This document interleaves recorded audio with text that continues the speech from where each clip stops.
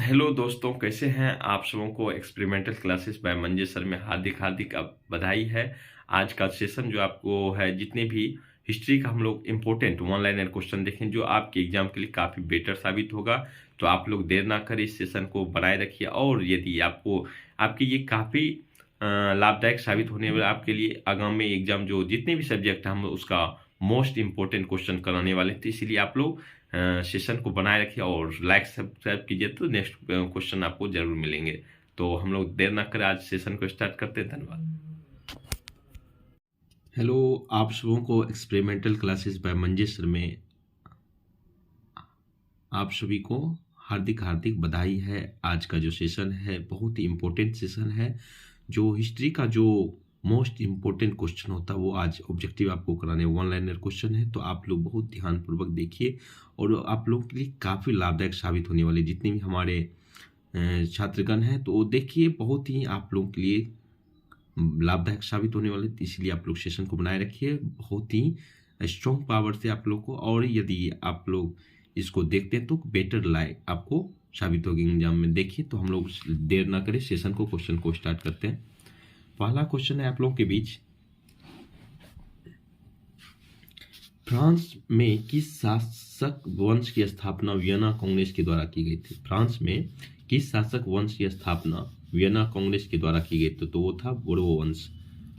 Next question है, Napoleon संहिता किस वर्ष लागू की गई थी? नेपोलियन संहिता किस वर्ष लागू की गई थी? तो नेपोलियन संहिता किस वर्ष? 1804 में। नेक्स्ट है आपको, वियना सम्मेलन कांग्रेस का अध्यक्ष कौन था? मतलब वियना सम्मेलन जो हुए थे उस टाइम में कांग्रेस का अध्यक्ष कौन? तो वो थे मेटरनिक। अब नेक्स्ट क्वेश्चन है आपको, मेटरनिक कौन था? मेटरनिक कौन था? तो मेटरनिक कौन था? ऑस्ट्रिया का क्या था? चांसलर था। अब नेक्स्ट क्वेश्चन है, इटली और जर्मनी, इटली और जर्मनी वर्तमान में किस महादेश के अंतर्गत, जिसको आप लोग इंग्लिश में क्या बोलते हैं? कॉन्टिनेंट बोलते हैं। तो वो किस महाद्वीप में आते हैं? महादेश में आते हैं, यूरोप में आते हैं। नेक्स्ट क्वेश्चन है, किसने कहा था फ्रांस जब छिकता है तो बाकी यूरोप की सर्दी जुकाम हो जाता है? वाह, वेरी गुड, मतलब नाइस स्टेटमेंट कहा गया है। फ्रांस, किसी की कथन है, फ्रांस जब छिकता है तो बाकी यूरोप की सर्दी जुकाम हो जाता है। तो ये किसका कथन है? मेटरनिक का। नेक्स्ट क्वेश्चन है, राष्ट्रवाद की अवधारणा का जन्म किस घटना से माना जाता है? राष्ट्रवाद का अवधारणा का जन्म पुनर्जागरण के माना जाता है। उसके बाद रोमानीवाद क्या था? रोमानीवाद एक सांस्कृतिक आंदोलन था। रोमानीवाद क्या था? एक सांस्कृतिक आंदोलन था। वियना कांग्रेस कब हुआ था? वियना कांग्रेस जो बना था वो कब हुआ था? वो 1815 ईस्वी में बना था। अब 1830 ईस्वी की क्रांति के बाद फ्रांस में किस प्रकार के शासन स्थापित हुआ? 1830 ईस्वी की क्रांति के बाद फ्रांस में संवैधानिक राजतंत्र स्थापित हुआ। नेक्स्ट क्वेश्चन की ओर चलते हैं, एक्ट ऑफ यूनियन किस वर्ष पारित हुआ था? एक्ट ऑफ यूनियन आपको 1707 ईस्वी में हुआ था। नेक्स्ट क्वेश्चन की ओर चलते हैं, वेरी वेरी इंपॉर्टेंट आपके एग्जाम में छपने वाले क्वेश्चन है, यंग यूरोप का संस्थापक कौन था? तो यंग यूरोप का संस्थापक कौन था? मैजनी। नेक्स्ट क्वेश्चन है आपको, इटली एकीकरण का मसीहा कहा जाता है किसको? तो मैजनी को कहा जाता है।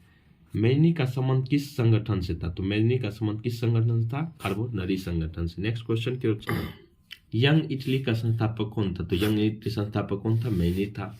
लाल कुर्ती का गठन किसने किया था? लाल कुर्ती का गठन किसने किया था? गैरिबॉल्डी ने किया था। नेक्स्ट क्वेश्चन की ओर चलते हैं, काबुल कौन था? तो काबुल इटली का क्या था? प्रधानमंत्री था।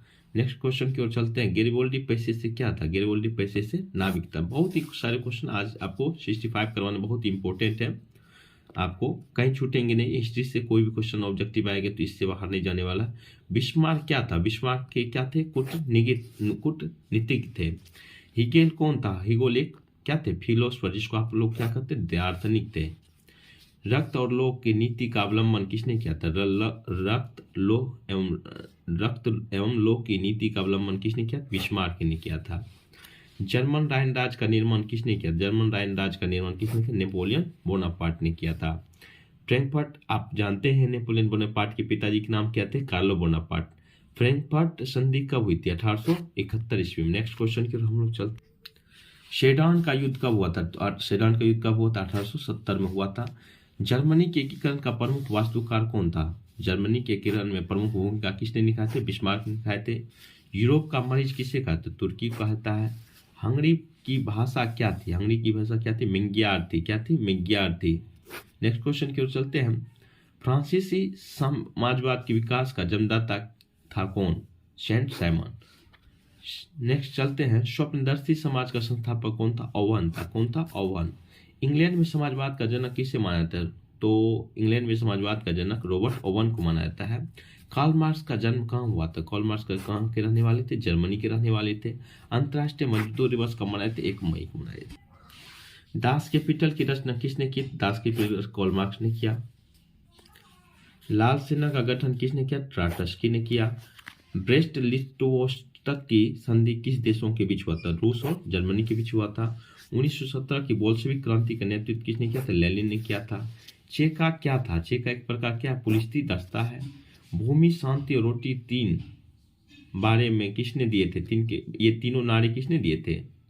ये 3 नारे थे, भूमि, रोटी और शांति। भूमि, शांति और रोटी, ये 3 नारे किसने?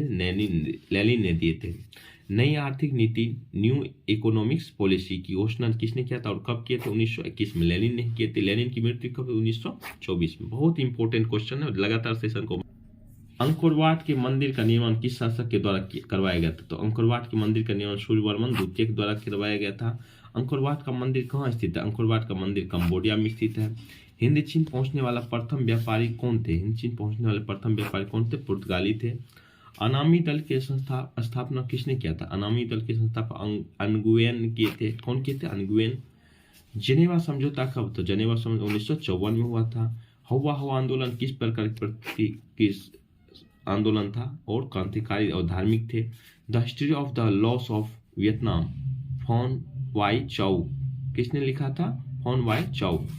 माइली गौ हत्याकांड जिम्मेदार कौन सा देश था? तो माइली गौ की हत्याकांड का जिम्मेदार अमेरिका थे। Next question. माइली गौ की घटना कहाँ हुई थी? दक्षिणी वियतनाम में हुई थी। ब्रह्म समाज की स्थापना किसने? राजा राम मोहन राय ने किए। बंगाल विभाजन कब हुआ था? बंगाल विभाजन 1911 में किसने रद्द किया था? लॉर्ड हार्डिंग्स ने किया था। वोट डालो राज करो की नीति किसने अपनाया? अंग्रेजों ने अपनाया था। सिपाही विद्रोह कब हुआ था? 1857 हुआ था। गांधी जी ने साबरमती आश्रम का स्थापना कब किया था? 1915 में किया था। गदर पार्टी की स्थापना किसने किया था? लाला हरदयाल 1913 में सैन फ्रांसिस्को में किए थे। लखनऊ समझौता कब? 1916 में। और भी क्वेश्चन। महात्मा गांधी दक्षिण अफ्रीका से भारत कब लौटे? 1915 में लौटे थे। अंकोरवाट में किस हिंदू देवता का मंदिर था? अंकोरवाट में विष्णु जी के हैं मंदिर। कन्फ्यूशियस कौन था? कन्फ्यूशियस कौन था? एक चीनी विचारक थे। नरोत्तम सिंघानू कहाँ के शासक थे? कंबोडिया के रहने वाले थे। वियतनाम का एकीकरण कब हुआ था? 1975 में हुआ था। जलियांवाला हत्याकांड कब हुआ था? 13 अप्रैल 1919 को हुआ था। केसर ए हिंद की उपाधि किसने लौटा दी थी? रविन्द्रनाथ टैगोर ने किया था। रोलेक्ट एक्ट कब पारित हुआ था? 1919 में किया था। नेक्स्ट क्वेश्चन की हम लोग चलते हैं। चोरी चोराकांड कब घटा था? 5 फरवरी 1922 को घटे थे। 5 फरवरी 1922 को घटे थे। जलियांवाला बाग हत्याकांड की जांच के लिए कौन सी समिति का? हंटर समिति लाए गए थे। और गांधी जी को महात्मा की उपाधि किसने दी थी? रविन्द्रनाथ टैगोर। तो आज का ये क्वेश्चन था, वेरी वेरी इंपॉर्टेंट है, जो आपके एग्जाम में छपने वाले। तो आप लोग लगातार, यदि अच्छे लगते हैं तो जरूर अपने दोस्त को शेयर करें और लाइक कमेंट जरूर करें। और यदि लाइक कमेंट करते तो आपको आगे आने वाले जो न्यू वीडियो है वो आपको लाभदायक से, तभी आप वो वीडियो देख पाएंगे। इससे भी अब और भी सब्जेक्ट जो है, जितने भी आपको नेक्स्ट आपको सब्जेक्ट बचे हैं, ज्योग्राफी बचे हैं, सिविक्स बचे हैं, इकोनॉमिक्स, सारे के ऑब्जेक्टिव आपको इसी टाइप से करवाने। इसीलिए आप लोग लाइक कमेंट और सब्सक्राइब जरूर करें और शेयर जरूर करें सर ये वीडियो को। तो आज के लिए धन्यवाद आप लोगों को। जरूर आप लोग करते हैं तो एक लास्ट में आप लोग की मोटिवेशन है, तू हंस तू मुस्कुरा तू रोना कम कर दे। तू हंस तू मुस्कुरा तू रोना कम कर दे, तू जिंदा और जिंदगी के नाक में दम कर दे। आज के लिए यही मोटिवेशन काफ़ी है। तो धन्यवाद आप लोगों को। आप लोग अपने जो आगामी एग्जाम है उसको बनाए रखिए। धन्यवाद।